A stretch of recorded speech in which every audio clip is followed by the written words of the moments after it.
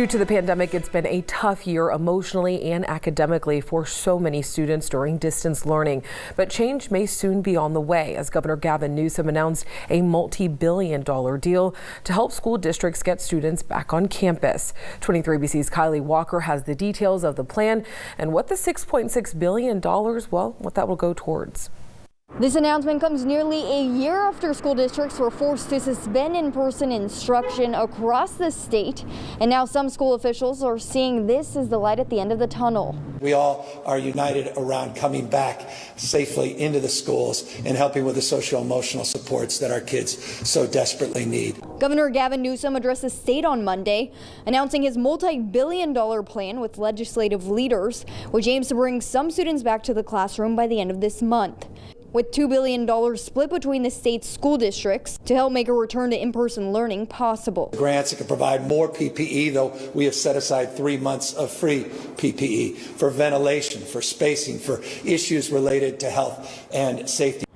Toby Boyd, the president with the California Teachers Association, says they've wanted to get students back on campus for months now, but they didn't have the guidance from the governor or the proper funding to do so. But now this plan provides both. Necessary mitigating items that needs to be in place costs money, and without it, it couldn't happen.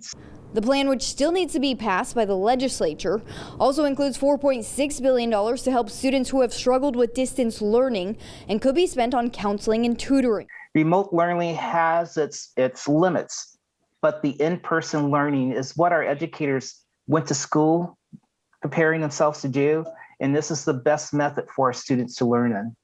But there are some rules that school districts will have to follow to be eligible for the $2 billion. Rob Mazzaros, with the superintendent of schools, reiterates that districts in the state's most restrictive purple tier will have to return to in-person instruction at least through second grade this month.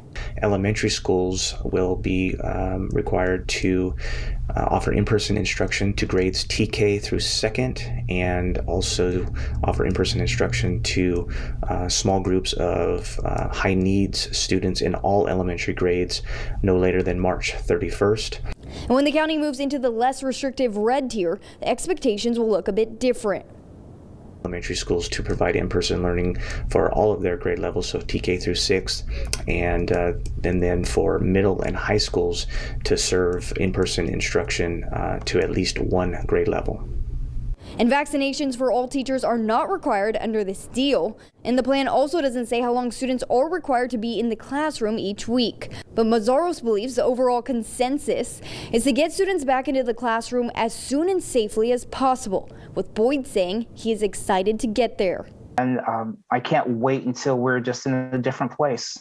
Now, school districts will receive the full compensation if they do meet the standards by the March 31st deadline. However, if they don't meet the standards as of April 1st, then they will receive less money. And lastly, school districts that don't have any students return before May 15th, they won't receive any funding. In Bakersfield, I'm Kylie Walker, 23BC, connecting you.